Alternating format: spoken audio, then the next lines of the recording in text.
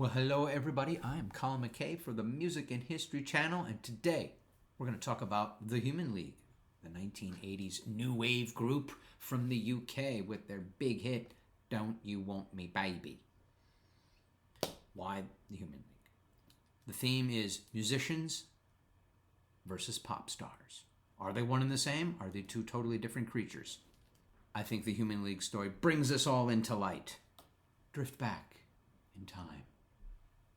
It's the mid-1970s, Sheffield, England. And we have Martin Ware and Ian Craig Marsh, two budding musicians and artists, and they are quite into synthesizers and synthesizer music, which is very much in the underground music scene of the 1970s.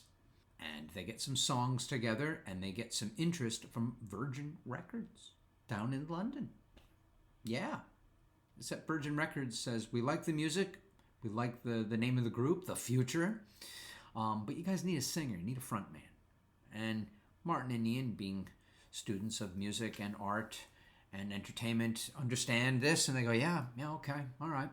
So they do the logical thing. They go down to the local nightclub in Sheffield, England, and there that night they see this guy named Philip Oakley looking fantastic on the dance floor. Because Philip is known for his eccentric dress and his cool motorcycle that he rides. And Ian and Martin think to themselves, this guy looks like a pop star. Look at him. So they march up to Philip and they say, hey, Philip, you want to be the singer in our band? Philip says, well, that sounds like fun, but I gotta let you know, I don't sing, I don't play an instrument. Well, I got an old saxophone in my closet. And, that's the story. They're like, don't worry about it, Philip. We think it's going to work out. We got a hunch. Philip says, okay. And it turns out, hey, Philip can carry a tune. Philip's got creative ideas. Up until now, it had never occurred to him to be a musician, a performer, a creative type of person. But here's the opportunity. Boom. Virgin Records likes what they're hearing. They're like, the future's cool, but we need a name change. They go with the Human League. Success is now theirs. Well, they make some music and they do have some success in the UK. But all is not well. After a good year or two of making music together, it turns out that Ian and Martin don't get along with Philip all that well.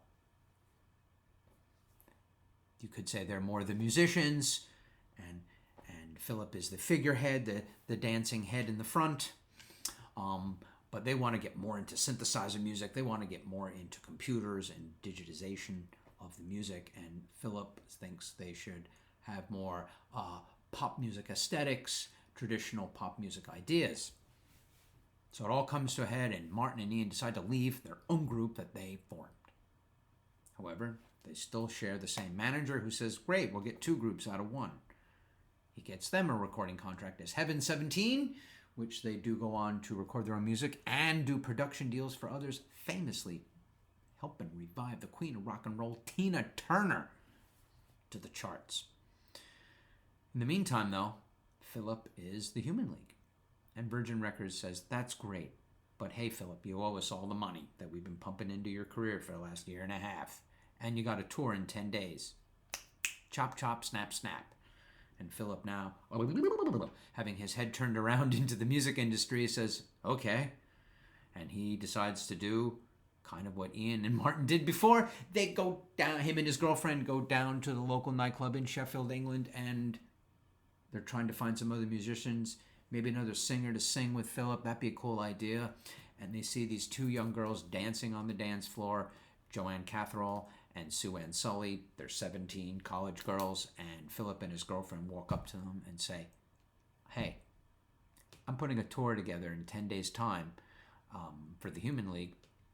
Want to be singers and dancers? And the two girls, Joanne and Sue Ann, say, well, that sounds like fun, but, we're not singers or dancers. Philip says, don't worry about it. I think you guys will look great on stage. And, it's going to work out. 10 days' time, they put the tour together.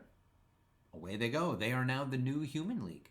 Philip, Joanne, and Sue Ann. Three people who really never thought about performing or entertaining or music or singing or anything. But here they are now, taking up the opportunities. And they go on to record Don't You Want Me Baby, which of course is a huge hit. So, wow. Funny how it all works out. They are still singing and making music to this very day as the Human League. Well, that's the story. Musicians, entertainers, pop stars, coming together, going apart. Such is the world of music. Well, I hope you found that little story entertaining. The Human League, 1980s new wave pop stars or musicians. You decide. Have a great day. And if you like this story and more, subscribe to the Music and History channel. All right.